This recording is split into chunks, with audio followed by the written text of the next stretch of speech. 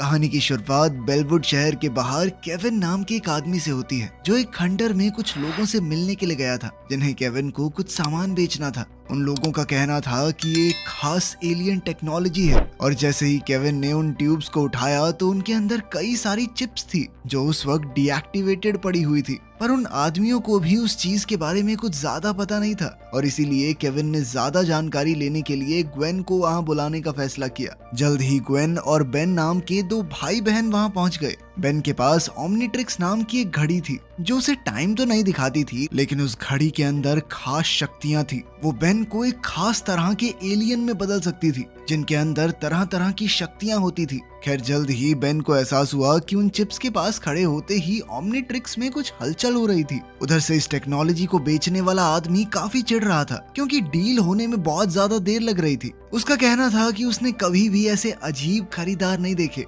जिस पर हेलमेट पहने हुए उनकी एक साथी ने उसे बताया कि असल में ये लोग प्लम्बर्स का हिस्सा हैं, जिन लोगों का काम इस धरती को एलियंस से बचाना था। लेकिन उसका ये जवाब सुनकर बेन काफी हैरान था, और वो जानना चाहता था कि आखिर ये सब उस लड़की को कैसे पता चला। जिस पर उस लड़की ने बताया कि असल में उसका नाम एलेना वैलिडस है, और वो भी एक समय पर प्लम्बर्स की सदस्य हुआ करती थी। लेकिन फिर उसके पिता विक्टर के साथ ही उसे भी निकाल दिया गया। लेकिन इस सब के दौरान उनमें से किसी को भी अंदाजा नहीं था कि एक अनजान आदमी उन पर नजर रखे हुए था। इधर बेन एलेना को वहां देखकर काफी हैरान था, क्योंकि उसके दादा मैक्स ने उसे बताया था कि एलेना और उसके पिता ने प्लम्बर्स इसलिए छोड़ा था क्योंकि वो लोग कहीं दूर जाकर रहने वाले थे। लेकिन एलेना ने कहा कि ऐसा कुछ नहीं हुआ था। लेकिन बेन अभी भी ये समझने की कोशिश कर रहा था कि आखिर एलेना इन गैर कानूनी ठगों के साथ क्या कर रही है। जिस पर एलेना ने उसे बताया कि वो यहाँ पर सिर्फ उससे मिलने के लिए ही आई थी, क्योंकि उसके पिता विक्टर पिछले कई दिनों से गायब हैं, और लाख कोशिशों के बावजूद भी उनका कोई सुराग नहीं लग पाया था। पर तभी दूर खड़े उस आदमी ने चिप्स को कंट्रोल करना शुरू कर दिया,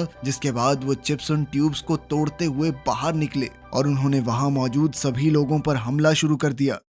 अपने साथियों को बचाने के लिए बेन ने ओमनीट्रिक्स का इस्तेमाल करने की कोशिश की, पर चिप्स की वजह से वो चल ही नहीं रही थी। जिसके बाद उन सभी चिप्स को खत्म करने की जिम्मेदारी केविन और ग्वेन की थी। उन चिप्स को बेचने वाले लोगों को कुछ भी समझ नहीं आ रहा था, इसीलिए वो तुरंत वहां से भागने लगे। लेकिन तब तक तो उन चिप्स ने पूरी बिल्डिंग को ही तोड़ना शुरू कर दिया, जिसके चलते वो लोग बड़ी मुश्किल से वहां से निकल पाए। उधर जब बेन ने गौर से एक चिप को देखा तो वो समझ गया कि ये जरूर कोई रिमोट कंट्रोल्ड हथियार है, जो एक खतरनाक कीड़े की तरह हमला करते थे। और तभी बेन की नजर पास में खड़े उस आदमी पर पड़ी, और कहीं ना कहीं उसे यकीन था कि यही आदमी उन चिप्स को कंट्रोल कर रहा है। इसीलिए उसने इस आदमी को रोकने का फैसला किया। वो ओमनीट्रिक्स की मदद से स्पाइडर मंकी नाम के एक एलियन में बदलना चाहता था, लेकिन न जाने क्यों ओमनीट्रिक्स काम ही नहीं कर रही थी, और किसी गड़बड़ी की वजह से वो बिग चिल नाम के एक एलियन में बदल गया। लेकिन इस एलियन की ठंडी हवाओं की मदद से उसने सभी चिप्स को एक जगह पर जमा दिया, जो अगले ही सेकंड हजारों टुकड़ों में टूट गई।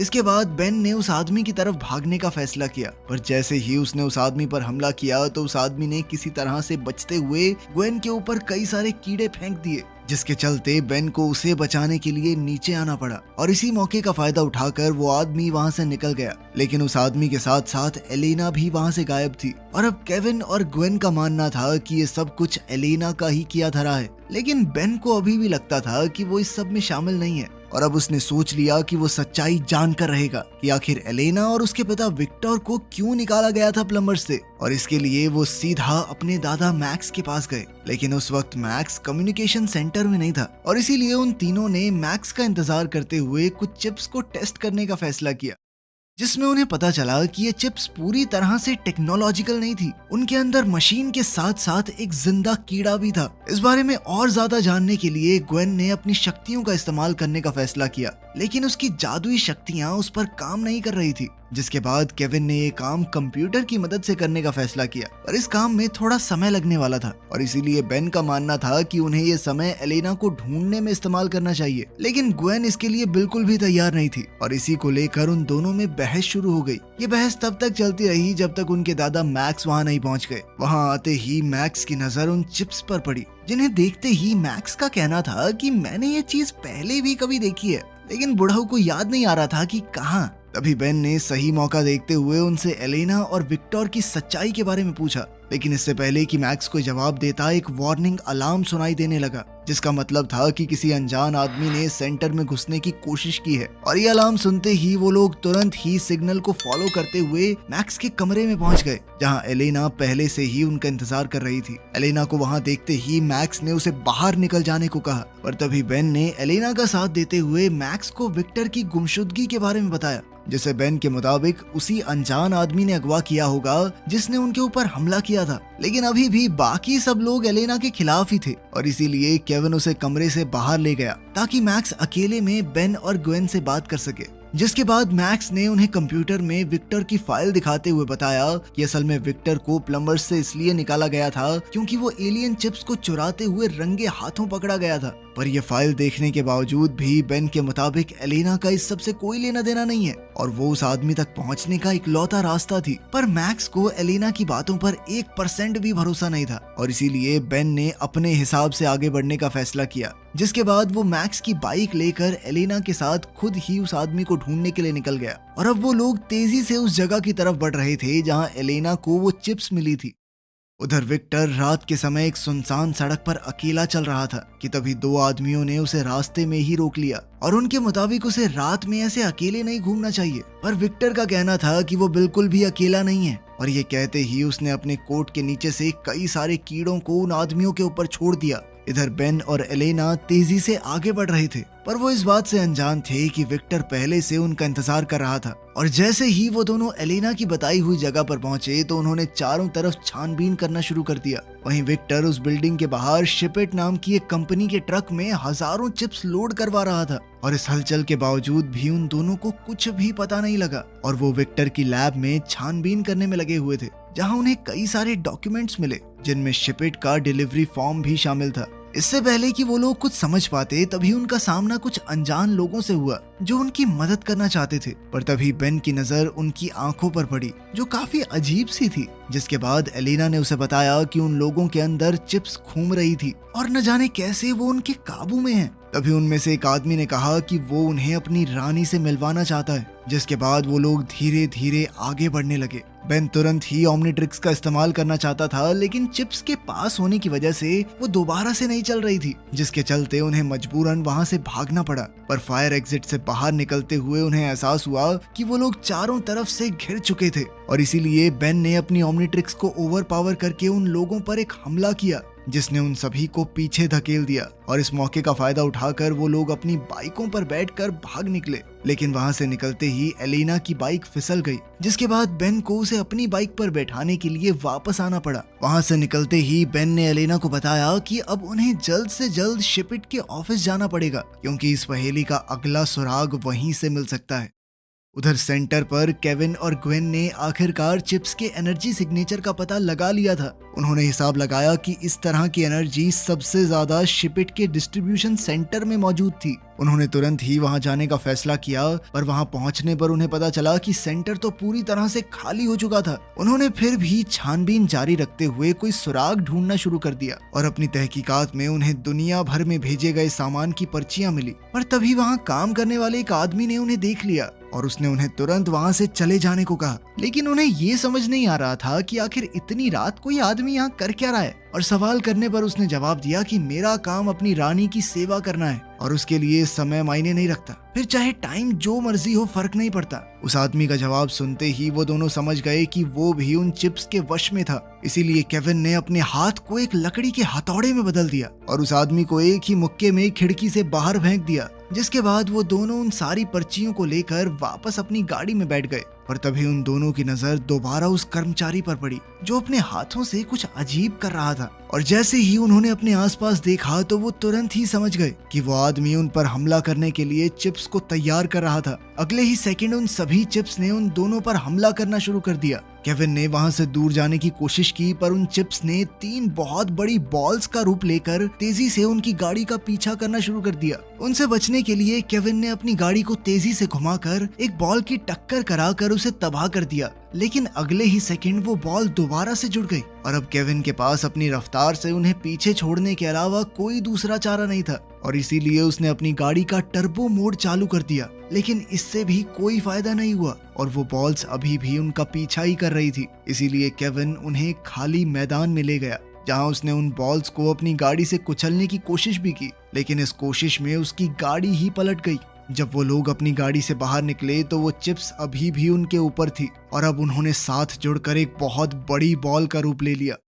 अब केविन ने उनका सामना करने के लिए खुद को लोहे का बना लिया, पर तभी अचानक से बेन वहां ह्यूमंगासौर नाम के एक एलियन का रूप लेकर पहुंच गया, जिसके बाद बेन ने उस बॉल को एक ही मुक्के में तबाह कर दिया। पर तभी उन चिप्स ने अपना रूप बदल बदल कर उस पर लेजर से हमला करना शुरू कर दिया, लेकिन ह्यूमंगासौर की मोटी चमड़ी की वजह से बेन को कुछ खास फर्क नहीं पड़ रहा था। पर बेन के बार बार हमला करने के बावजूद भी वो चिप्स बार बार अलग रूप बनाकर लड़ने आ जाती थी, और इसीलिए बेन ने मौका देखकर उन पर केविन की कार से हमला किया, जिसने उन सभी चिप्स को एक ही बारी में तबाह कर दिया। इस मुसीबत को खत्म करने के बाद बेन अपने नॉर्मल रूप में आ गया, जिसके बाद उन सभी ने लैब में एक नए सैंपल की जांच करने का फैसला किया। जिसके बाद वो लोग एलेना को लेकर सीधा अपने दादा मैक्स के पास पहुंचे, जो उस वक्त दुनिया भर में फैले उन हाईटेक कीड़ों की खबर देख रहा था। उन सब की पूरी बात सुनने के बाद मैक्स ने उन नए सैंपल्स की जांच की, जहां उसे पता चला कि ये चिप्स असल में स्पेस से आए हैं।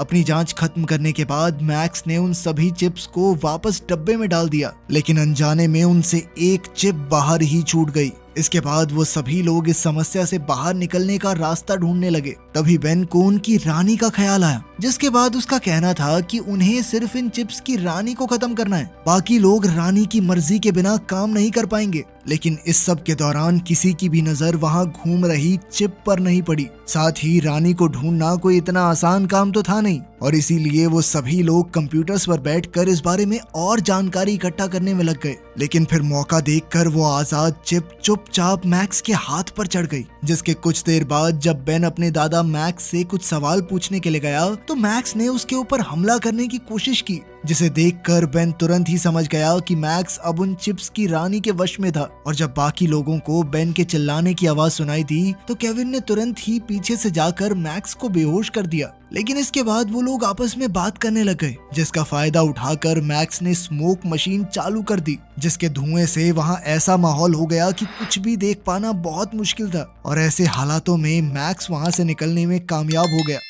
अब मैक्स के जाने के बाद उनमें से किसी को भी समझ नहीं आ रहा था कि आखिर वो आगे कैसे बढ़ सकते हैं। लेकिन बेन ने खुद को शांत रखते हुए उन सभी को मिशन पर ध्यान देने को कहा, जिसके बाद वो सभी लोग कंप्यूटर की मदद से रानी का पता ढूंढने में लग गए। और उन चिप्स से निकलने वाली एनर्जी की जांच करते हुए उन्हें पता चला कि बहुत सारे चिप्स एक जगह पर मौजूद थे, और उन सब ने हिसाब लगाया कि शायद यहीं पर रानी मिलेगी। ग्वेन ने उन सबको बताया कि उसी जगह पर शिपिट कंपनी का डिस्ट्रीब्यूशन सेंटर भी है, और ये बात सुनते ही अब बेन को यकीन हो गया था कि रानी वहीं पर छुप कर बैठी है। लेकिन उस जगह तक पहुंचने के लिए उन्हें गाड़ी की जरूरत थी, और केविन की गाड़ी तो पहले ही तबाह हो चुकी थी। इसीलिए केविन ने बेन का बर्थडे गिफ्ट उसे कुछ दिन पहले ही देने का फैसला किया, जिसके बाद उसने बेन को एक खास गाड़ी तोहफे में दी, जिसे वो पिछले कई महीनों से बना रहा था। वो सभी लोग उस गाड़ी में बैठकर सीधा अपनी मंजिल के लिए निकल गए, और शिपिट के सेंटर पर पहुंचने के बाद उनकी नजर वहां काम कर रहे सैकड़ों आदमियों पर पड़ी, जो सभी उस वक्त रानी के वश में थे।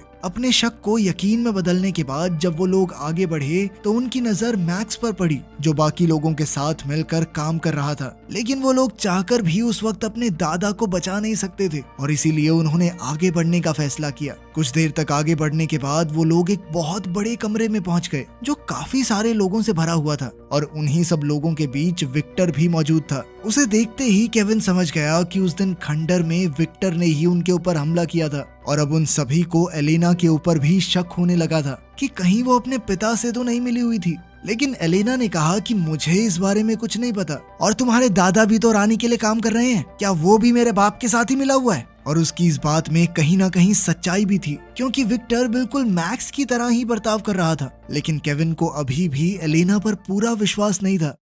खैर, बेन ने बीच में आकर सबको शांत किया, और फिर उसके बाद वो विक्टर को देखने के लिए गया, जहां उसे एहसास हुआ कि असल में विक्टर अंडे दे रहा था, जिसका मतलब था कि रानी उसी के अंदर मौजूद है। ये जानकारी मिलते ही केविन कहने लगा कि उन्हें विक्टर को भी उड़ा देना चाहिए। लेकिन एलेना ने ये सुनते ही तुरंत अपने पिता की जिंदगी की भीख मांगना शुरू कर दिया, जिससे बेन को एलेना से किया हुआ अपना वादा याद आया कि वो उसके पिता को सही सलामत उस तक पहुंचाएगा। अब उसने ओमनीट्रिक्स की मदद से एलियन एक्स बनकर इस लड़ाई को लड़ने का फैसला किया, पर तभी ग्वेन ने उसे ऐसा करने से रोकने की कोशिश की, और उसके मुताबिक इस चीज में बहुत ज्यादा खतरा था, क्योंकि अगर रानी ने किसी तरह से बेन को अपने वश में कर लिया तो इस धरती को बचाना असंभव हो जाएगा। वो लोग इस बारे में बातचीत कर ही रहे थे कि तभी अचानक एक आदमी ने एलेना को पकड़ लिया, जिसके चलते वहां मौजूद सभी लोगों को उनकी मौजूदगी के बारे में पता चल गया। अपनी तरफ बढ़ते हुए खतरे को देखकर बेन ने आखिरकार ओमनीट्रिक्स का इस्तेमाल करने का फैसला किया, लेकिन उन चिप्स की वजह से ओमनीट्रिक्स अभी भी सही से नहीं चल रही थी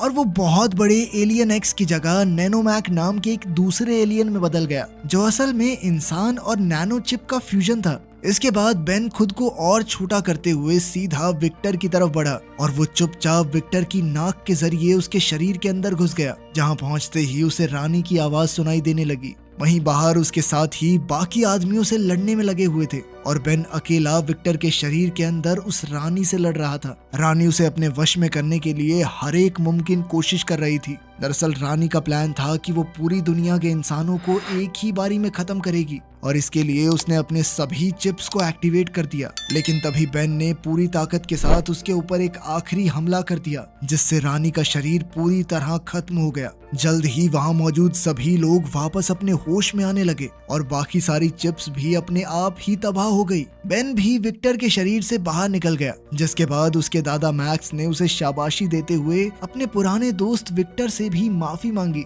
क्योंकि उसने जरूरत के वक्त विक्टर पर भरोसा नहीं किया था। इसके बाद मैक्स ने बेन को प्लम्बर्स का नया चीफ बनाने की बात कही, लेकिन बेन ने तुरंत इनकार कर दिया, क्योंकि बेन का कहना था कि दद्दू आप अभी इतने बूढ़े नहीं हुए हो, अभी रिटायर होने की उम्र थोड़ी है आपकी, अगले कुछ सालों तक ऐसे ही मदद करो हमारी, ठीक है। आखिर में एलेना और विक्टर भी उनकी टीम में उनके साथ जुड़ने के लिए तैयार हो गए